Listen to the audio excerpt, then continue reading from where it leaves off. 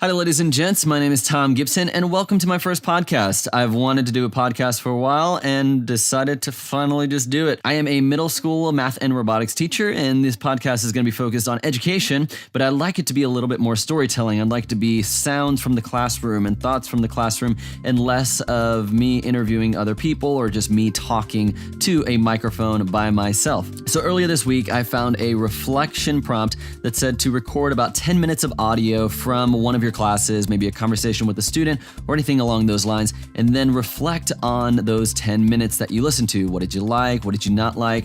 And I ended up recording probably maybe an hour and a half of audio from my robotics class, as well as a couple of my math classes. The focus of this podcast is going to be what happened in my math classes this week, and this week was auction day. I run a classroom economy, and once a month we have an auction where an auctioneer has to bring items to auction off to the class, and students also have an opportunity to create their own business and sell items to their peers after the auction. A bag of Sour Patch is like $1.50. So it's $150. Generally, how the auction works, the auctioneer will present the items that they have brought for the auction. One selling is going to be this awesome stress ball.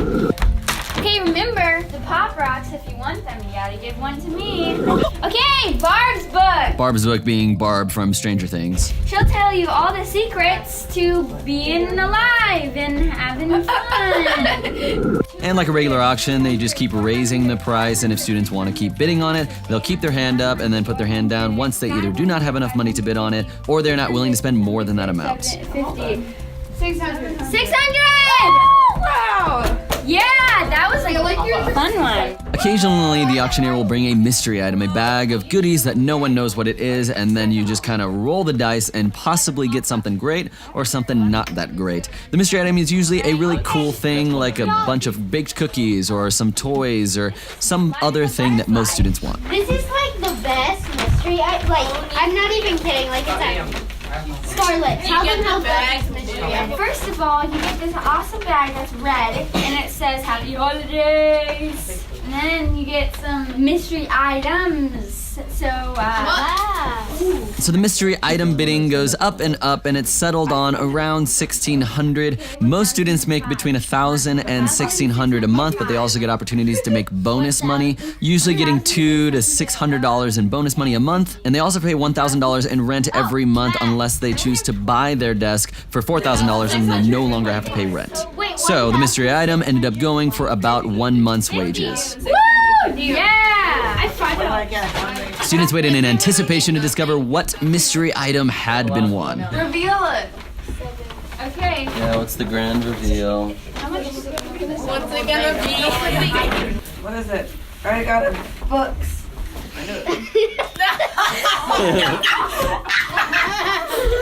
So it turns out the auctioneer and a couple of her friends went to their lockers and We did our lockers and found what we didn't want. it was primarily just old books and other things that you would find at the bottom of a locker. Wait, you gave away this? That student was referring to a crumpled up Willy Wonka middle school musical script. Yeah? Why? Because I don't need it anymore. I'm so glad. Wait, this is a break? The student who got it was a little bit bummed out, but he was a pretty good sport about it. So in my next class, I actually had some students that had their own businesses, and so usually before the auction, I let the students talk about their business so that way people can decide how much they want to spend on the auction and how much they want to save to be able to buy items from the business owners. How much is a bag of Sour Patch? A bag of Sour Patch is like $1.50. One of my students, who I'll call JH, stayed after class one day to talk about business strategies because he was worried that a couple of other people were going to start their own businesses, lower their prices, so that way he would not be able to sell as many items. I didn't think the other students were really going to organize anything to actually show up with any of the merchandise, so I told him to not worry about it and to set his prices as normal, but he still feared losing business from these other people that were going to try to sell stuff at lower prices, and so he ended up being easily influenced by other students saying his prices were too high. Right now, it depends on what Pal's prices are. These are going to cost $30 a piece. What? Yeah. $30? No. 10. How much are yours, Sal? How much are yours? And then, well, actually the blow pops, I'll lower these. You don't have to lower them.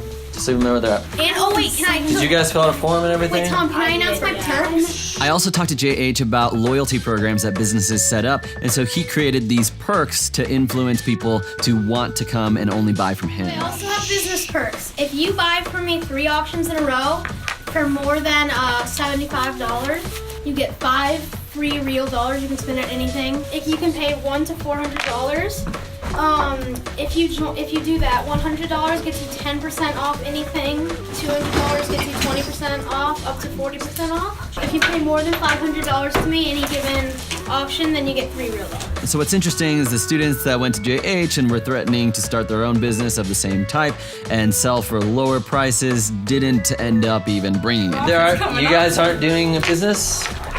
We are. We didn't bring anything Okay, so you can charge whatever you want, Jack.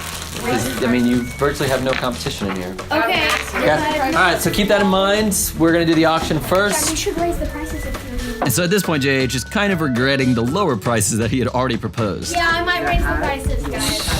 We'll discuss when they. I was thinking of buying something. I will announce the new prices after the auction. Before we start, everybody go in and give at least 10% to your charity. So as far as the charity, I had the students partner with their parents, and when the students saved 1,000 classroom economy dollars, that their parents would give X amount of real dollars to the charity that the both of them agreed on that they wanted to give to. If you're still saving for your desk, decide how much money you want to put towards your desk.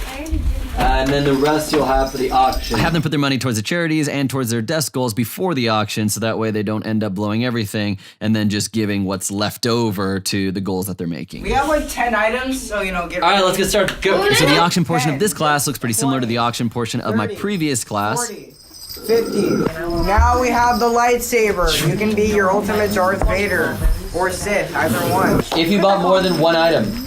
If you bought 2 items, you have to add up your total and then add 5% to that. If you don't know how to do that, let me know. So a lot of these 7th graders had me in 6th grade where we had a classroom economy, and some of them got upset last year when students that had a lot of money by the end of the year were just buying everything at the auction. And so they proposed at the beginning of this year that there should be a tax for buying 2 or 3 or more items, and they settled on a 5% tax on the total balance if you bought 2 items, and if you bought 3 or more items, it was a 10% tax on your total balance. So after the auction, the marketplace was open and JH was able to begin selling his products and his perks, but not without some resistance from a student who bought some lollipops during the auction and was going to try and sell them after the auction at a lower price than what JH was selling his for. He's selling them for 15. Who? Okay, then 10. That's a student I'll call TK who is trying to sell his lollipops for 10 since JH is selling them for 15. Oh, whoa. Okay. How much did you pay? Charlie, like. You spent 200 and you're selling them for 10? Minus 1150. Seems like you're getting quite the deal there, Tal. TK realized that buying a handful of lollipops for 200 and then trying to sell them for 10 was not the best choice and decided to back out. Okay, well, never mind. I'm not selling anything. Okay, good.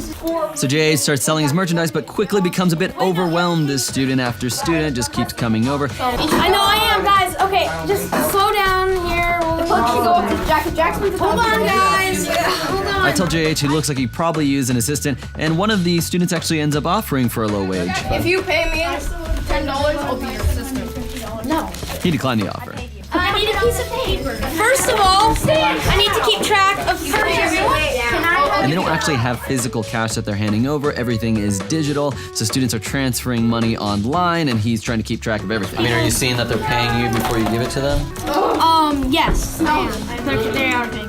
The auction and marketplace generally takes about 15 to 20 minutes of class time, which I think only once a month is a pretty good investment since the students get so excited. But since this marketplace transaction time seems to need a little bit more and the students seem to be getting a lot out of it, I go ahead and give them about 10 more minutes to finalize transactions and everything. Yeah, I'm giving them more time so businesses can conduct. So one of the original students that was threatening JH to open up his own business and drive down prices to put JH out of business ends up actually being JH's biggest customer, and that was his ploy from the beginning to try to get the prices lower. Let's call the other student JS, was trying to figure out how to take full advantage of all the perks and get as many goodies as he could for the best price. How much are in a bag? You are paying the most. So I should be top priority here. But JS was starting to get a little frustrated because time was running out and JH was still doing all these smaller interactions that were only worth $100 or $200. Before I discuss business with you, Does anyone else want to buy from me? I do. $190 for this.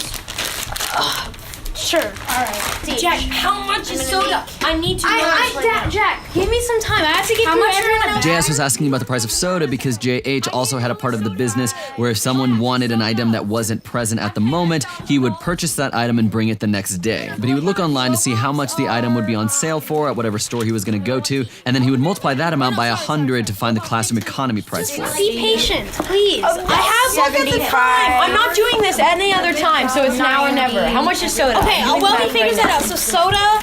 Hey, Jack. Did anybody else donate to the auction? Okay. So while this was going on, I asked if anybody donated to the auction because students that donate to the auction, depending on what their donated items sold for, they could get that much deducted from their taxable income in March. You need to fill out that form and say how much your item sold for.